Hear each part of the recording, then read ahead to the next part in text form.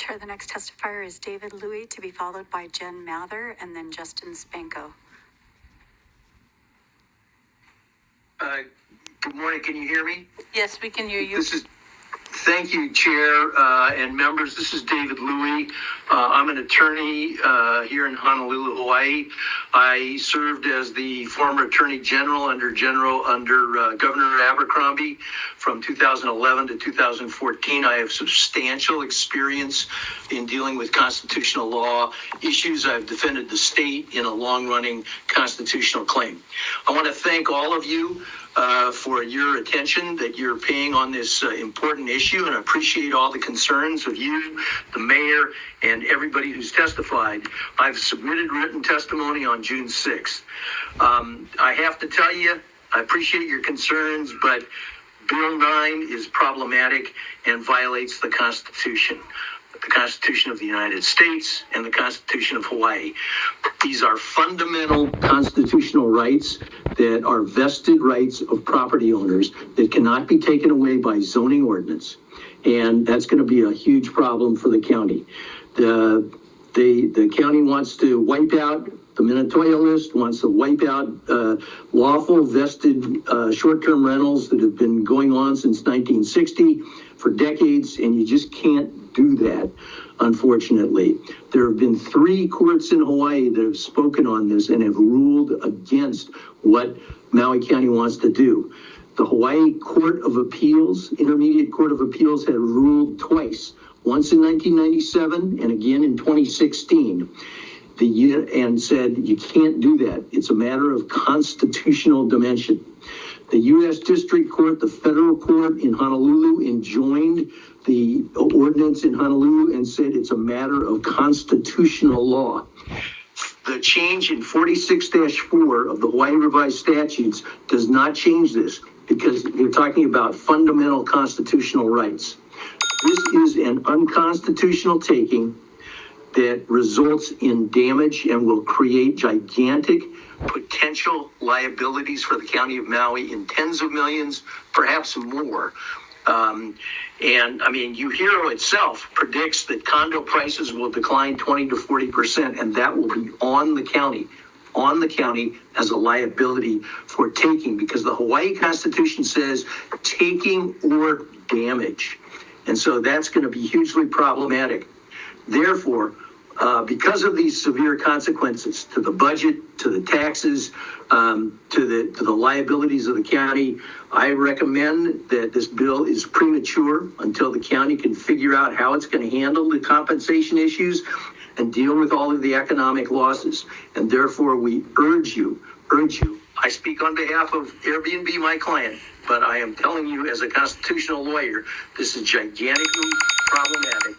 And I request that you hold the bill. Thank you, Mr. Louie. Member Chair Lee has a question for you. Yes. So does Member Rollins-Fernandez. Hello, Mr. Louie. Could you tell us which 3 cases went before the appeals court? Or you said 2 cases before the appeals court and then another one. Were those cases related to short-term rentals?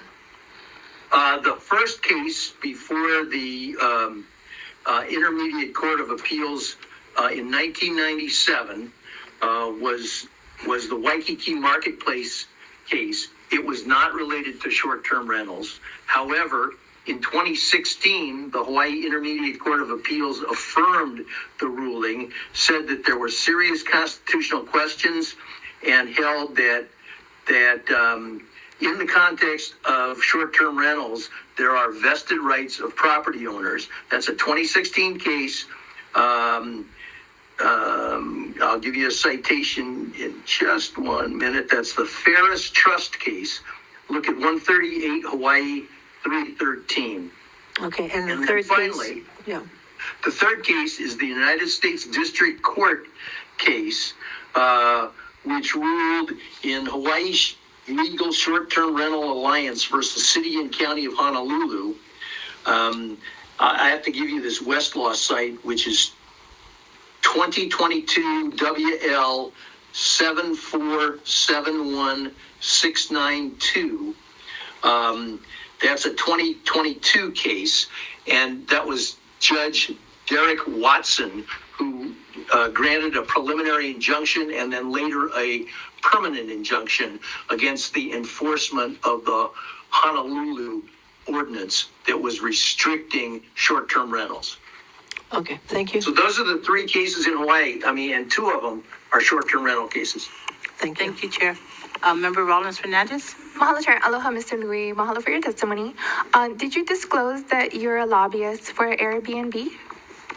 I mentioned that at the end of my testimony that I represent Airbnb. Yes. Okay. So we will, I'm sure, hear about the cases that you cited from our own attorneys and not from Airbnb's attorney. And then for that last case, the Honolulu case, a big part of that injunction was because it was a 6-month phase out, correct? I'm sorry, say that again? The change in the definition was 6 months. So what happened? I mean, we won't have to discuss it. We'll go in Yeah. deeper detail with our own attorneys in executive session, but appreciate your comments. I appreciate that. Let me just respond. If your attorneys are telling you you can get around the Constitution, I seriously disagree. You obviously have legal advice from your attorneys. I've worked with your attorneys both with them and against them. But I seriously disagree if they're saying that you can walk away from this Thank you, Mr. with Louie. no for that. damage.